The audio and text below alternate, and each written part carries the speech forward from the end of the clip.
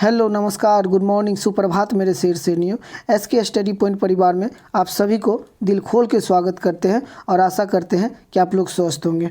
आज जो हम लोग बात करेंगे वो 10th क्लास की फिजिक्स का बात करेंगे। 10th क्लास की भौतिक विज्ञान के बारे में बात करेंगे, जिन्होंने हम लोग ने पिछले कक्षा में पिछले 3 कक्षा कर चुके हैं। हम लोग 3 क्लास कर चुके हैं। 3 क्लास में हम लोगों ने चर्चा किया था कि ये फिजिक्स क्या है। हमने पिछले क्लास में फिजिक्स का इंट्रोडक्शन जाना था, साइंस का इंट्रोडक्शन जाना था कि ये जो साइंस है ये साइंस का 3 शाखाएँ हैं। साइंस का कितने शाखा हैं? विज्ञान की कितनी शाखाएँ हैं? 3 शाखाएँ हैं, फिजिक्स, केमिस्ट्री और बायो। हम लोग ने पिछले क्लास में चर्चा किए थे और अभी तक 3 क्लास हमने यूट्यूब पे कर लिया है। आज ये चौथी क्लास है हमारा और आशा करेंगे कि जिस तरह पिछले क्लास में आप लोगों ने सपोर्ट किए थे उसी तरह इस क्लास को भी आप लोग सपोर्ट करें। अगर वीडियो अच्छा लगता है तो ज़रूर लाइक करें, चैनल को सब्सक्राइब करें और वीडियो को ज़्यादा से ज़्यादा शेयर करें, ताकि जितने भी आपको शाखा संबंधी 10th क्लास में होगी उनको साइंस पढ़ने में तकलीफ़ नहीं होगी। और तकलीफ़ नहीं होने की बात मैं इसीलिए कर रहा हूँ कि आप जैसे क्लास कीजिएगा आपको पता चल जाएगा कि कैसे हम लोगों को तकलीफ़ होने वाली नहीं है। तो हम लोग जो पढ़ने जा रहे हैं, हमने पिछले क्लास में भी चर्चा किया था कि हम लोग जो पढ़ेंगे वो हर सब्जेक्ट को 2 माध्यम से पढ़ेंगे। पहला तो माध्यम होगी ऑब्जेक्टिव, पहला माध्यम क्या होगी? ऑब्जेक्टिव, और दूसरा माध्यम क्या होगी? सब्जेक्टिव। तो हम लोग जो अभी पढ़ रहे हैं ये ऑब्जेक्टिव माध्यम पढ़ रहे हैं और हर रोज़ 10-10 क्वेश्चन लेके आते हैं। फिर उसको क्या करते हैं? उसके ऑब्जेक्टिव के साथ खिलवाड़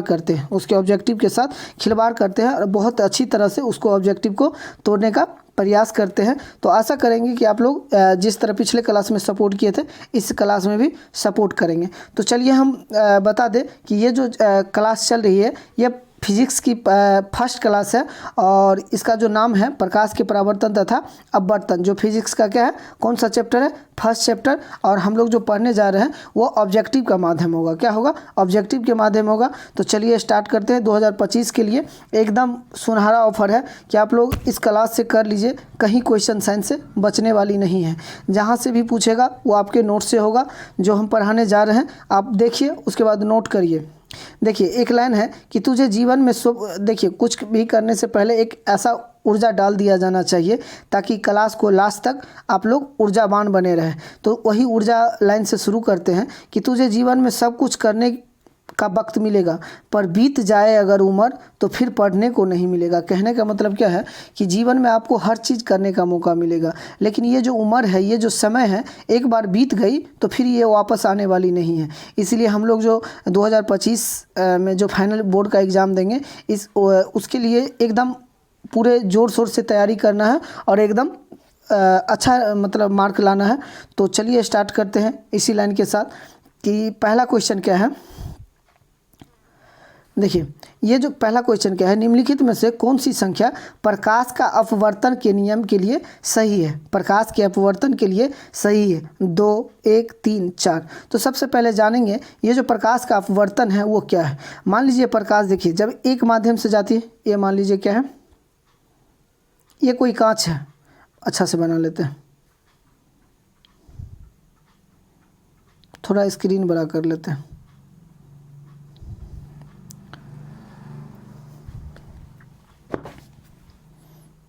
हमने आपको क्या बताया, ये मान लीजिए कोई इसमें पानी भरा हुआ है। क्या है? इसमें पानी भरा हुआ है। ये कोई कांच है, इसमें पानी भरा हुआ है। मान लीजिए इस पर क्या है, एक अभिलंब है। क्या है? एक अभिलंब है। मान लीजिए जब कोई प्रकाश सघन माध्यम से या विरल माध्यम से सघन माध्यम में जाएगी तो ये क्या होगी, ये प्रकाश तो सीधे जाएगी लेकिन अभिलंब की ओर झुक जाएगी। जबकि प्रकाश क्या है, सीधे जाना चाहिए था, लेकिन ये क्या हो रही है, प्रकाश झुक रही है। इसका मतलब क्या है कि जब प्रकाश सघन माध्यम से विरल माध्यम में जाती है तो क्या होता है, अभिलंब की ओर झुक जाती है। यदि जब प्रकाश विरल माध्यम से सघन माध्यम में जाएगी तो वो अभिलंब से दूर हो जाएगी। क्या होगी? अभिलंब से दूर होगी। इसका मतलब कह सकते हैं ये जो प्रकाश का अपवर्तन है, इसका डिफिनेशन हम कह सकते हैं कि जब प्रकाश एक माध्यम से दूसरे माध्यम में जाती है तो अपने स्थान परिवर्तन करता है। अपने स्थान विचलित करता है या परिवर्तन करता है, उसी को क्या कहते हैं, अपवर्तन कहते हैं, प्रकाश का अपवर्तन। तो आप समझने का प्रयास कीजिए, ये जो किरण आ रही है ये तो आपतित किरण हुई, जो किरण आ रही है ये तो आपतित किरण हुई, और उसके बाद क्या हुआ, इस पर एक अभिलंब है, क्या है, इस पर एक अभिलंब है, और ये जो किरण जा रही है इसे क्या बोला जाता है, अपवर्तित किरण। क्या बोला जाता है, अपवर्तित किरण। जो जा रही है उसको क्या बोला जाता है, अपवर्तित किरण। इसका नाम क्या है, अभिलंब। इसका नाम क्या है, अभिलंब। आपसे क्या पूछा गया है, ये जो प्रकाश का नियम, प्रकाश का अपवर्तन का नियम है, उसे कितना नियम है, वो कितना नियम है, तो समझने का प्रयास कीजिए। ये जो आपतित किरण है ये अभिलंब है और ये अपवर्तित किरण है, तीनों एक ही समतल पर है। आपतित किरण, अपवर्तित किरण, अभिलंब तथा अपवर्तित किरण तीनों एक ही समतल पर है, तीनों एक ही समतल पर है। और एक बात और समझिए, ये आपतन कोण की जया, ये अपवर्तन कोण की जया, ये आपतन कोण की जया और अपवर्तन कोण की जया भी बराबर है। ये आपतन कोण की जया अपवर्तन कोण की जया के बराबर है। कहने का मतलब क्या है कि आप, पहला नियम तो हो गया, आपतित किरण, अभिलंब तथा अपवर्तित किरण तीनों एक ही समतल पे होता है।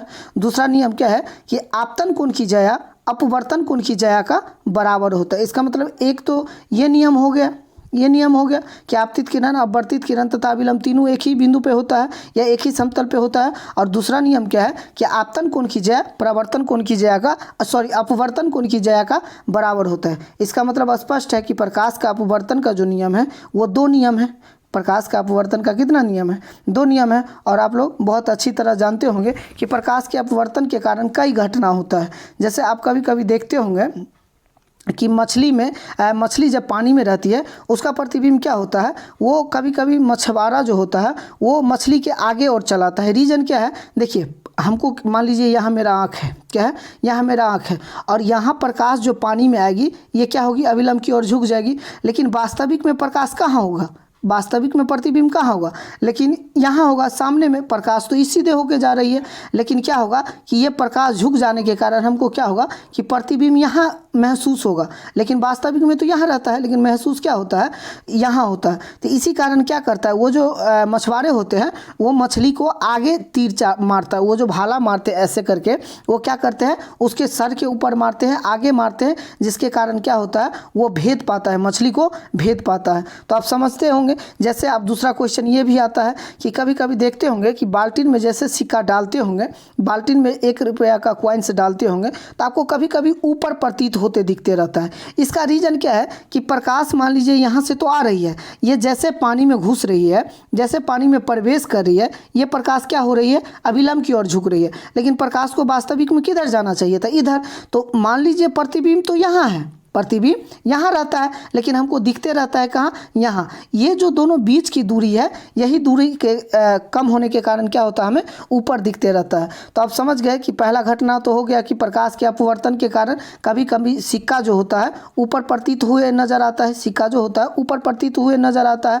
कभी कभी क्या होता है, मछुआरों क्या करता है, मछली के सर के आगे मारता है, मतलब वो जो आगे वाली पोर्शन होता है उस पर भाला चलाता है, ताकि उसको पता है, जबकि उसको फिजिक्स का नॉलेज है, जबकि वो नहीं पढ़ता है। तो आप लोगों को भी नॉलेज होना चाहिए कि अगले बार कभी अगर मछली को भेदन करना है, उसको भेदना है, भाला से उसको मारना है, तो कैसे मारेंगे। अगर मछली आपको यहाँ महसूस होता रहे तो आप भाला को यहाँ चलाएं, भाला को आगे चलाएं, ताकि वास्तविक में मछली यहाँ होता है, लेकिन हमें महसूस कहाँ होते रहता है, यहाँ होता है, जिसके कारण क्या होता है वो उसे भाला लग सकती है। तो अब आप लोग ये भी समझ गए कि प्रकाश का अपवर्तन का दो नियम है, प्रकाश का अपवर्तन का दो नियम है।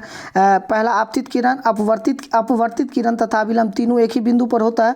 आपतन कोण की जया अपवर्तन कोण की जया के बराबर होता है, ये दो नियम हो गया। और इससे कई अपवर्तन की घटना है, जैसे आपने पढ़ा कि सिक्का पानी में उठा रहता है, उठा हुआ प्रतीत होता है। दूसरा क्वेश्चन आपने पढ़ा कि मछली क्या होता है, वास्तविक सीमा से क्या होता है, जहाँ रहती है उससे पीछे दिखते रहता है, इसलिए मछुआरा क्या करता है, आगे भाला फेंकता है, जिसके कारण उसे लग जाता है। और कभी कभी एक क्वेश्चन और बनता है कि कभी कभी आप देखते होंगे कि जैसे पानी में छड़ी डालते होंगे, मान लीजिए पानी में छड़ी जैसे डाले, तो अभिलंब क्या हुआ, ये जो इसका जो प्रकाश तेजी से नहीं जाएगा, ये जो सघन माध्यम में घुसेगी, पानी तो सघन माध्यम है, जैसे घुसेगी क्या होगी, अभिलंब की ओर झुक जाएगी। तो हमें कभी कभी क्या होता है, टेढ़ा प्रतीत होता है, क्या होता है, टेढ़ा प्रतीत होते रहता है कि छड़ी वास्तविक में टेढ़ा नहीं होता है, लेकिन प्रतीत होते रहता है कि ये टेढ़ा है।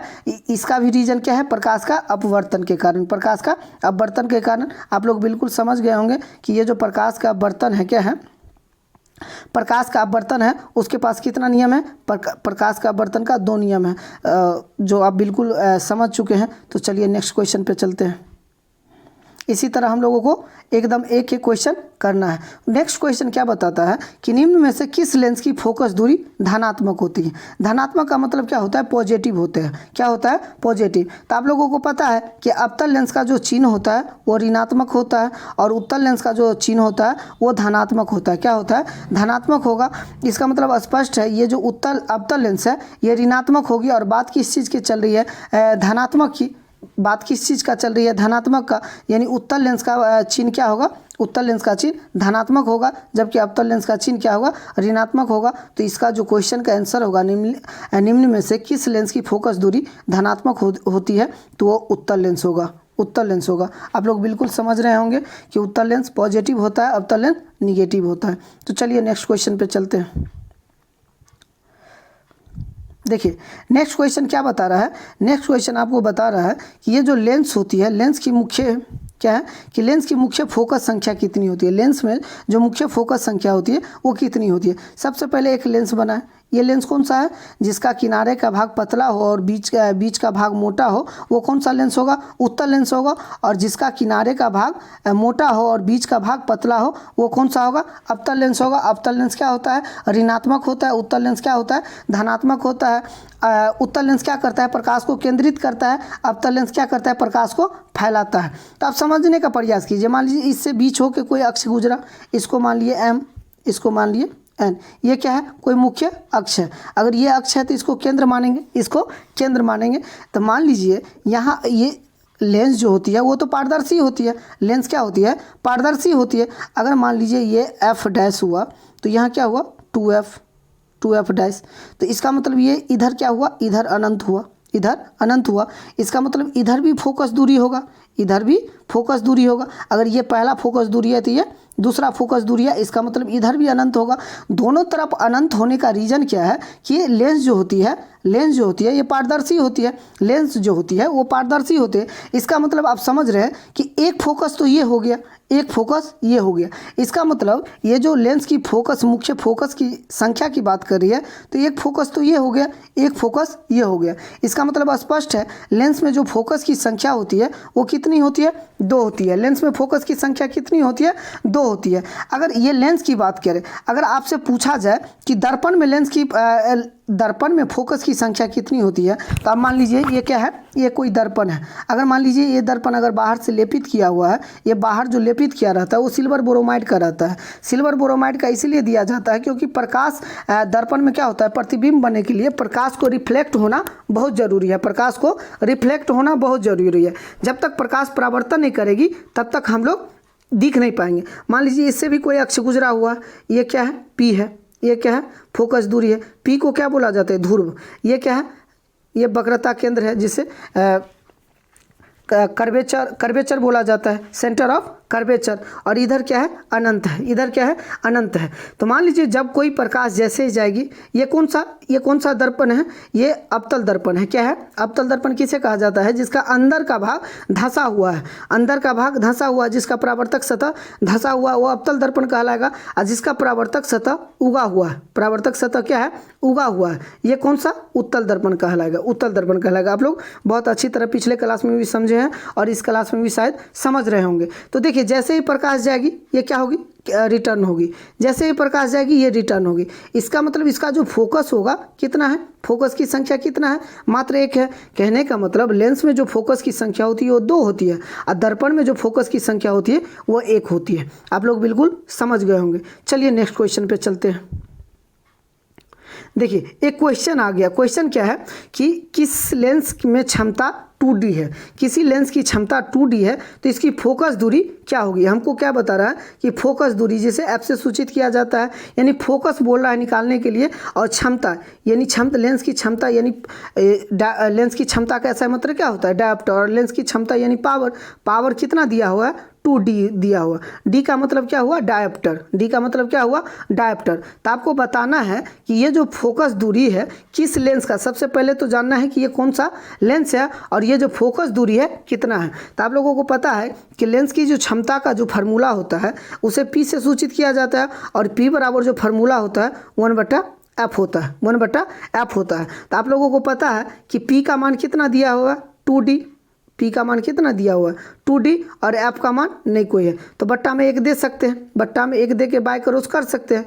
बाय क्रॉस का मतलब क्या हुआ कि कोना कोनी गुना, कोना कोनी गुना। अगर 2 को f से गुना करेंगे तो 2f, 2 को f से गुना करेंगे तो 2f और 1 को 1 से मल्टीप्लाई करेंगे तो कितना आएगा?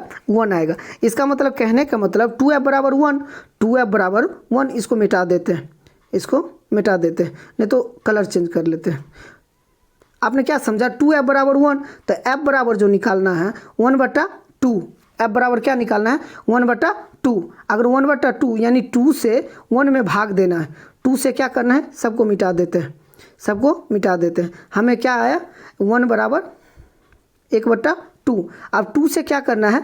2 से 1 में डिवाइड करना है, भाग देना है। तो मान लीजिए 2 से तो नहीं लगेगा 1 में, तो इसका मतलब यहाँ दशमलव लगाएगा और दशमलव के बाद यहाँ 0 उतार सकते हैं। तो 5 दूना 10 यानी कितना आया? 0.5। यानी f का जो मान आया कितना आया? 0.5, 0.5। अगर पॉजिटिव है, क्या है? पॉजिटिव में आ रहा है। अगर नहीं कोई चिन्ह है तो पॉजिटिव है, यानी धनात्मक है। तो धनात्मक कौन सा दर्पण होता, कौन सा लेंस होता है? आप लोगों को पता होना चाहिए। ये जो धनात्मक होती है उत्तल लेंस होती है। कौन सा लेंस होती है? उत्तल लेंस। इसका मतलब इसका जो आंसर आएगा 0.5 मीटर, 0.5 मीटर, जिसका ऑप्शन नंबर ए है 0.5 मीटर। और कौन सा दर्पण है?